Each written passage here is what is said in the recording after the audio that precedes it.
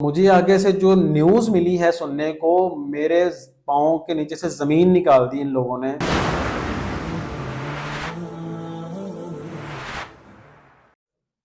السلام علیکم ورحمۃ اللہ وبرکاتہ۔ کچھ دن پہلے بڑا ہی دل خراش واقعہ ایک پیش آیا ہمارے قریب ہی المصحف انسٹیٹیوٹ کے اندر، جہاں اللہ تعالیٰ کی توفیق کے ساتھ ہم چند جو سوشل ورک کر رہے ہیں ان کے اندر ایک جو یہ بھی ہے کہ اگر کہیں فوتگی ہو جاتی ہے تو ان کی تکفین اور تدفین کا جو انتظام ہے نا، وہ بھی ہم لوگ کرنے کی کوشش کرتے ہیں۔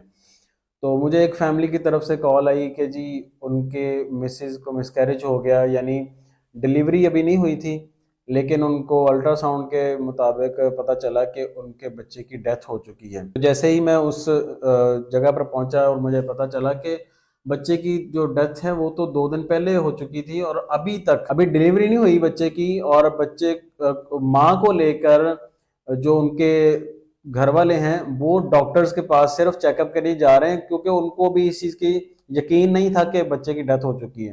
ڈاکٹرز کے پاس لے کے جا رہے ہیں، ہر ڈاکٹر جو ہے وہ لیڈی ڈاکٹر جا کے ان کو ڈرپس لگا رہی ہے، میڈیسن دے رہی ہے کہ جی ٹھیک ہے، کوئی سب کچھ نارمل ہے۔ دوائیوں کے پیسے لیے جا رہے ہیں، ٹیسٹوں کے پیسے لیے جا رہے ہیں، ڈرپوں کے پیسے لیے جا رہے ہیں، الٹرا ساؤنڈ کے پیسے لیے جا رہے ہیں، پیسے بٹور رہے ہیں سب، لیکن کوئی حقیقت نہیں بتا رہا۔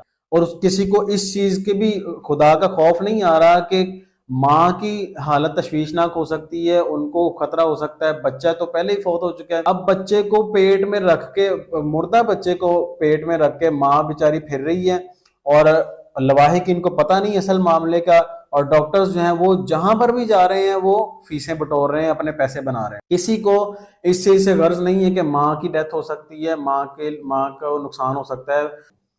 جب ماں باپ جو ہسبینڈ تھا وہ شہر سے باہر تھا اور ماں یہاں پر تھی، مختلف ڈاکٹرز کو اپنے مطابق اپنے جو ہے نا وہ حساب سے چیک کروا رہی تھیں، تو مجھے جب بتایا گیا تو میں نے بھی ڈاکٹرز کو چیک کروایا تو انہوں نے کہا کہ یہ تو 2 دن پہلے ڈیتھ ہو چکی ہے۔ جب ڈیتھ کا پتہ چلا تو پھر ظاہر ہے کہ 2 دن پہلے سے ڈیتھ ہو چکی ہے تو ان کے فوراً ڈیلیوری کا، ایمرجنسی ڈیلیوری کا انتظام کرنا تھا۔ تو ایک پرائیویٹ ڈاکٹر سے رابطہ کیا گیا تو انہوں نے کہا جی ٹھیک ہے، ہم پرائیویٹ جو ہے وہ ڈیلیوری کر رہیں گے ان کی، لیکن ہم لوگ 30,000 روپے لیں گے۔ ایک نارمل ڈیلیوری کی انہوں نے نا باہر ریٹ لسٹ لگا کے رکھے ہیں کہ جی اگر نارمل ڈیلیوری ہے تو اتنے روپے ہیں، اس کے بعد اگر سیزیرین ہے تو اتنے پیسے ہیں، ایمرجنسی ہے تو اتنے پیسے ہیں، کہ اس طرح کے موقع کے اوپر ہر بندہ جو ہے، ہر شعبے والا جو ہے نا اس کا ناجائز فائدہ اٹھانے کی کوشش کرتا ہے۔ اس کو پتہ کہ انہوں نے بعد میں پتہ نہیں آنا کہ نہیں آنا، لیکن میرے لیے یہی موقع ہے کہ میں یہاں سے پیسے کما لوں،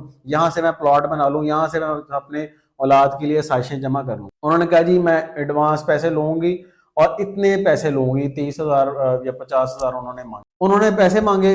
تو ہمارے لیے تو پھر والدہ کی زیادہ جو تھی زندگی عزیز تھی، ہم نے فوراً فیصلہ کیا، ان کے ہسبینڈ کو کال کی، میں نے ان کی مسز جو بیٹی تھی جو پریگننٹ تھی ان کے ہسبینڈ کو کال کرنے کے لیے میں نے ان کے گھر والوں کو کہا، تو انہوں نے کہا کہ وہ نہیں آ سکتا، وہ کیسے آ سکتا ہے، وہ تو مصروف ہے، وہ کاروبار کے کام کے اندر جاب کرتا ہے، وہاں سے اس کو چھٹی نہیں ملے گی۔ میں نے ان کو یہ سمجھایا کہ خدا کے بندو، وہ اس کا باپ ہے، وہ کچھ نہ کچھ آپ ان کو بتائیں تو صحیح، آپ کا حق تو بنتا ہے، آپ اپنا حق تو ادا کریں۔ وہ آ سکے نہ آ سکے، وہ ملک سے باہر تو نہیں ہے، وہ اپنا کام چھوڑ کے آ سکتا ہے، جاب سے چھٹی لے کے آ سکتا ہے، کچھ کرے گا نا وہ اپنی مسز کے لیے، اپنے بچے کے لیے۔ خیر کال میں نے کی ان سے، انہوں نے کہا جی میں نکلتا ہوں۔ وہ تقریباً یہ دوپہر کا وقت تھا، اور ہمارا جو ڈاکٹر کے ساتھ ٹائم فکس ہوا آپریشن کے لیے وہ تھا رات تقریباً 10 بجے کے قریب، 11 بجے کے قریب۔ تو ڈاکٹر نے جی آپریشن کے لیے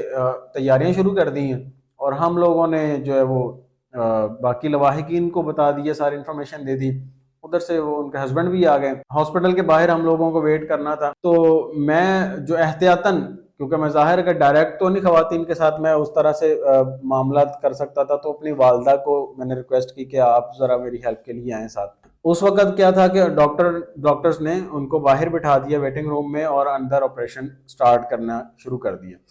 تو مجھے یہ تھا کہ چلیں کوئی آدھا پونا گھنٹہ ایک لگے گا نا، تو میں والدہ کے کھانے کا انتظام کرنے چلا گیا، اور کچھ ضروری جو ادویات تھی وہ ان کے لیے میں جو ڈاکٹرز نے لکھ کے دی تھی وہ لے کے لینے چلا گیا۔ میں گیا ہوں تو جا کر میں نے کال کی ہے ہسبینڈ کو تقریباً کوئی آدھا گھنٹہ گزرا تھا. میں نے اس ہسبینڈ کو کال کی کہ میں نے کہا یار وہ آپریشن ہو چکا ہے. تو مجھے آگے سے جو نیوز ملی ہے سننے کو، میرے پاؤں کے نیچے سے زمین نکال دی ان لوگوں نے یہ بات کر کے. مجھے کہتا جی میں تو بچے کو دفن بھی کر رہا ہوں.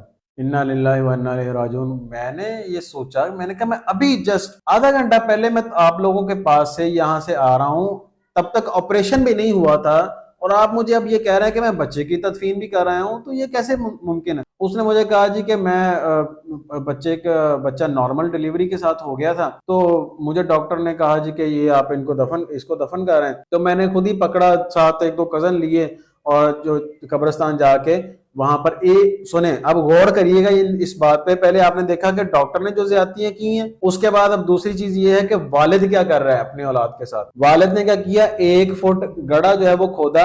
اس بچی کو، بیٹی تھی وہ ماشاءاللہ، اس بیٹی کو 1 فٹ گڑھے کے نیچے رکھا، اوپر مٹی ڈال کے، تو اوپر ادھر سے آ گئے. میں نے ان کو یہ کہا کہ خدا کے بندے تم لوگ یہ کیسے کر سکتے ہو؟ 1 فٹ گڑھا تو مجھے پتا چل چکا تھا کہ یہ وہ ڈیتھ ہو چکی ہے. تو میں نے اس کے پیرالل کیا کیا کہ گورکن سے رابطہ کیا. رات کوئی 11:30 کا ٹائم تھا. گور سے ریکویسٹ کی کہ میں نے کہا بھائی اس طرح سے ایک ایمرجنسی پڑ گئی ہے، تو ہمیں ایمرجنسی قبرستان جانا پڑے گا، کھدائی کرنی ہے میت کے لیے نا. اس نے مجھے کہا کہ ٹھیک ہے بھائی جان، آپ ایسا کریے گا کہ مجھے آپ اطلاع کر دیجیے گا، تو اس کے لیے سلیب کا بھی انتظام کرنا پڑے گا، تو قبر کشائی ہم کرنے شروع کر دیں گے جا کے. میں نے کہا ٹھیک ہے.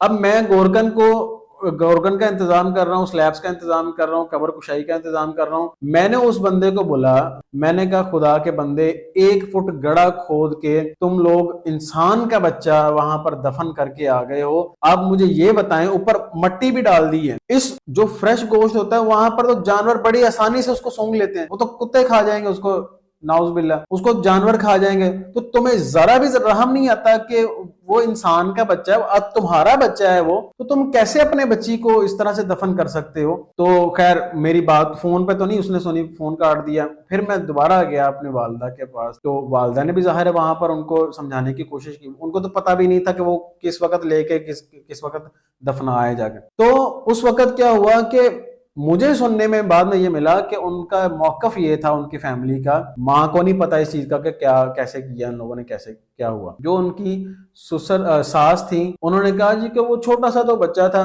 5-6 ماہ کا بچہ تھا، اس کے ہاتھ پاؤں تو ٹھیک تھے، لیکن یہ تھا کہ وہ چھوٹا سا بچہ تھا، اس کو کیسے ہم لوگ اس کی تکفین کرتے. تو میں نے پھر ان کو، ظاہر ہے کہ میں اور کیا کر سکتا تھا، سمجھانے کی کوشش کی کہ آپ کم از کم یہ تو سوچ لیتے کہ وہ ایک انسان کا بچہ. ہم کم از کم اگر ہمارے اندر اس احساس ہو نا تھوڑا بہت، تو کبھی جانور کے بچے کو بھی اس طرح سے دفن نہیں کیا جاتا. اس کو بھی دفن کی کرنا ہو نا، جو لوگ جانوروں کو پالنا جانتے ہیں، جانوروں سے محبت کرتے ہیں، تو کم از کم ان کے دل میں جانوروں کی بھی رسپیکٹ ہوتی ہے.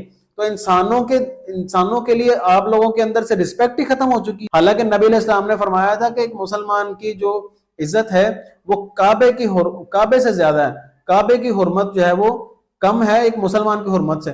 تو آج ہم لوگ کیا کر رہے ہیں؟ ہمیں ڈر جانا چاہیے اس وقت سے کہ جب اللہ تعالیٰ نے جو قرآن مجید میں آیت ارشاد فرمائی ہے کہ قیامت کے دن جو ہے وہ بچے اٹھ کے کہیں گے بِأَيِّ ذَنبٍ قُتِلَتْ، کہ ہمیں کس جرم کی وجہ سے دفن کر دیا تھا. یعنی ان ماں باپ نے کوشش بھی نہیں کی اپنے بچے کو بچانے کے لیے. ایک چیز. دوسری چیز یہ ہے کہ اگر وہ اس کی اللہ کی طرف سے ڈیتھ ہو ہی گئی تھی تو کم از کم تعظیم انسانی کی غرض سے اس کو اچھے طریقے سے جو ہے کم از کم نہلایا جاتا، اس کو کفن دیا جاتا، اس کی پراپر قبر کشائی ہوتی، اس کی تدفین ہوتی. جنازہ تو نہیں ہونا تھا، لیکن کم از کم تعظیم انسانی کے لیے اچھے طریقے سے اس کو دفن تو کیا جا سکتا تھا. لیکن ہمارے حالات اس وقت یہ ہیں کہ ہمارے اندر سے احساس نام کی اور نیکی نام کی اور دین کی سمجھ نام کی چیزیں ہی ختم ہو چکی ہیں. ڈاکٹروں نے اپنے پیسے بٹور لیے، ماں باپ نے غیر احساس کا جو ہے وہ نام و نشان نہیں ان کے اندر کہ بچے کو کس طرح سے انہوں نے ٹریٹ کرنا ہے. ان کے جو رشتہ دار ہیں ان میں بھی اتنی عقل شعور نہیں ہے کہ اگر ایک فوتگی ہو چکی ہے، بچہ فوت ہو گیا، تو ان میں سے کوئی ان کو عقل دے دے کہ آپ لوگوں نے اس طرح نہیں کرنا. کوئی کمزوری کی دوائی نہیں. تو ساری کی ساری دوائی ادویات وہ ہیں جو ڈاکٹرز نے میڈیکل سٹور والوں کے ساتھ کمٹمنٹ کی ہوتی ہے نا پرسنٹیج کی، وہ میڈیسنز تھیں جو کہ پیشنٹ کو نہیں لگائی گئی. آپریشن کی ساری میڈیسنز منگوائی گئی لیکن پیشنٹ کو لگائی نہیں گئی کیونکہ ظاہر ہے کہ وہ نارمل ڈیلیوری ہوئی تھی. تو وہ ساری کی ساری میڈیسنز جو ہیں وہ ڈاکٹر نے ہتھیا لی. ڈاکٹر نے بھی کمیشن اپنا لیا میڈیکل سٹور سے, ادھر سے ڈاکٹر نے پیسے بھی اپنی فیسیں بھی لی, پھر ڈاکٹر کو میڈیسن کا بھی ایڈوانٹیج ہو گیا. آج آ کے ایک مظلوم ایک معصوم بچی کو کے ساتھ یہ کتنا ایک جو ہے وہ دل خراش واقعہ پیش آیا. تو میرا آج آپ سے بات کرنے کا مقصد یہ ہے کہ ہمیں کم از کم احساس کرنا چاہیے یار اپنی اولادوں کو, کم از کم اپنی اولادوں کی تربیت کے لیے, ان کی تعلیم کے لیے, ان کی صحت کے لیے, کم از کم اپنے ذات کے لیے تو کم از کم اتنی محنت کر سکتے ہیں آپ لوگ کہ آپ کو یہ پتا چلے کہ ماں باپ کے اولاد کے حق میں کیا حقوق. آپ کو اگر اولاد پالنی نہیں آتی, آپ کو اگر اولاد کا خیال رکھنا نہیں آتا, اس کی تعلیم کا, اس کی تربیت کرنی نہیں نہ آتی تو شادی نہ کریں. پھر شادی کر کے کسی بیٹی کی جو ہے وہ زندگی خراب نہ کریں. اور ہمارے ہاں کیا ہوتا ہے کہ ماں باپ اپنے بچے, اپنے ایک غیر تربیت یافتہ بچے کو ٹرینڈ کرنے کے لیے کہتے ہیں کہ چلو اس کی شادی کر دیں گے تو یہ ٹھیک ہو جائے گا. حالانکہ مجھے آپ یہ سمجھائیں کہ ایک بچہ جو پہلے سے جو غیر تربیت یافتہ ہے, غیر تربیت یافتہ میں لفظ اس لیے استعمال کر رہا ہوں کہ جس کو سینس ہی نہیں ہے کہ اس نے اپنی کون کون سی ذمہ داری نبھانی ہے, اپنی بیوی کو کس طرح سے اس کے ساتھ کس طرح سے زندگی بسر کرنی ہے, اپنے ماں باپ کے ساتھ, اپنے سسرال کے ساتھ کس طرح سے زندگی بسر کرنی, اس کے اپنے والدین نے یہ سینس ہی نہیں دی, اس کو یہ گائیڈنس ہی نہیں دی کہ اس نے یہ معاملات سارے کس طرح سے کرنے. اور ہم کیا کرتے ہیں کہ اس کو سدھارنے, اس کے غلط گیدرنگ کو ختم کروانے کے لیے آج کل تو اللہ معاف کرے منشیات اتنے عروج پہ ہے اور ہر بچہ جو ہے وہ بچہ ڈرگز کے اندر ملوث ہے. تو اس کے ڈرگز چھڑوانے کے لیے, اس کی بدماشیاں چھڑوانے کے لیے ہم کیا کرتے ہیں کہ اس کی شادی کرتے ہیں. اور جو پہلے سے ایک معصوم بچی ہے, بیٹی ہے, جس کو ان چیزوں کے بارے میں پتہ ہی نہیں ہے, اس کے پلے وہ جاہل انسان ڈال دیتے ہیں. اس کی وجہ سے ہوتا کیا ہے کہ وہ بیٹی جو ہے وہ اپنی زندگی کے اندر بہت ساری چیزوں کو وہ برداشت کرتی ہے, پھر اس کے والدین بھی برداشت کرتے ہیں, پھر اس کے بہن بھائی بھی برداشت کرتے ہیں. ایٹ دی اینڈ ہوتا کیا ہے, یہ سارے معاملات نہیں چل پاتے اور طلاق کی نوبت آ جاتی ہے. تو ان چیزوں کے بارے میں غور و فکر کریں, اپنے معاملات کو اتنا ایزی نہ لیں کہ آپ لوگ اتنی غیر ذمہ داری کا مظاہرہ نہ کریں کہ جیسے آپ لوگوں کو یہ محسوس ہو کہ آپ لوگوں سے آگے جا کے سوال نہیں کیا جائے گا. نبی علیہ السلام نے فرمایا کلکم راعٍ وکلکم مسئول عن رعیتہ, تم میں سے ہر مسلمان جو ہے وہ اپنی ذمہ داری کے بارے میں سوال کیا جائے گا, تو اپنی ذمہ داری کا خیال کریں.